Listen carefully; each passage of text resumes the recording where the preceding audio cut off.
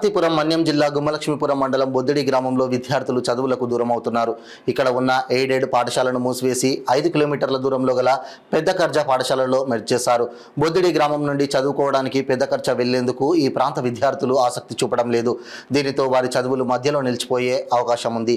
రాష్ట్ర ప్రభుత్వం విద్యాభివృద్ధికి అనేక పథకాలు ప్రవేశపెట్టి విద్యను అభివృద్ధి చేస్తుంది. అయితే వీరు చదువుకోవడానికి మాత్రం దూరం కారణంగా వెళ్లేందుకు ఇష్టపడడం లేదు. ఉన్న గ్రామంలోనే పాత పాఠశాలను పునరుద్ధరించి చదువుకునే అవకాశం కల్పించాలని విద్యార్థులు వారి తల్లిదండ్రులు కోరుతున్నారు. నమస్కారం, నా పేరు శివ. మేము రోజు స్కూల్కి 5 కిలోమీటర్లు నడిచి వెళ్తున్నాం.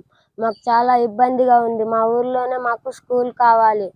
మాకు చాలా ఇబ్బందిగా ఉంది నడుచుకొని వెళ్ళడానికి. అందరము చాలా కష్టంగా ఉంది నడవడానికి. మా కాళ్ళు అన్నీ నొప్పి పెడుతున్నాయి. ఆటోలు కూడా లేవు సరిగా మాకు వెళ్ళడానికి. మా ఊర్లోనే మాకు స్కూల్ కావాలి. 1వ తరగతిలో వెళ్ళి 5వ తరగతి వరకు నేను నడుచుకునే వెళ్తున్నాను.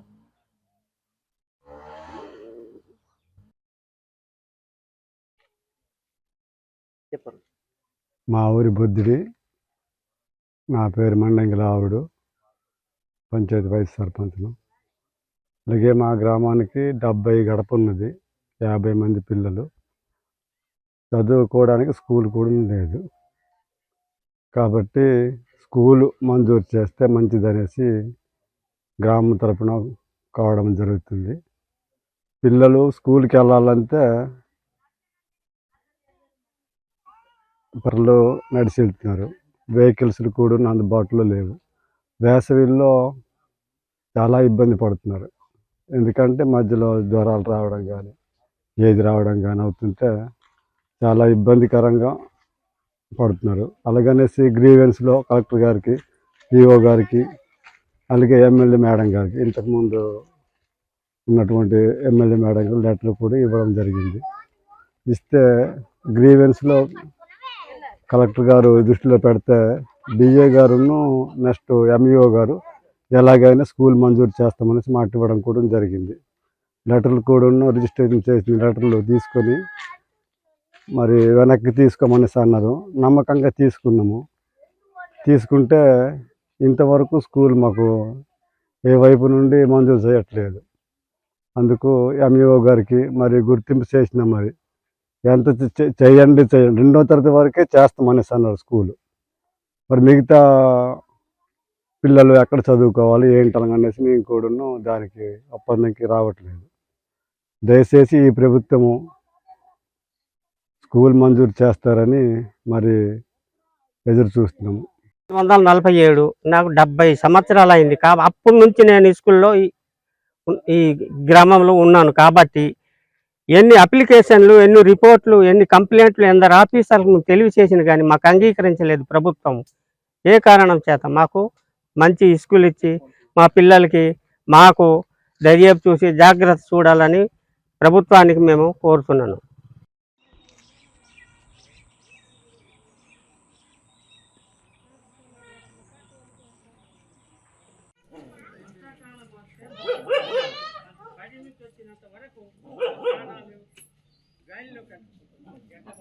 రావచ్చు కదా ఇప్పుడు.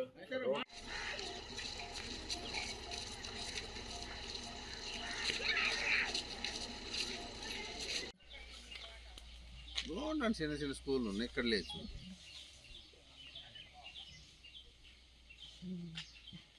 కావాలి మా ఊర్లో మాకు స్కూల్ కావాలి.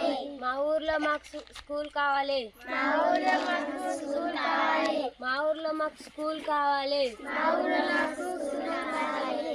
మాకు స్కూల్ కావాలి. మా ఊర్లో మాకు స్కూల్ కావాలి.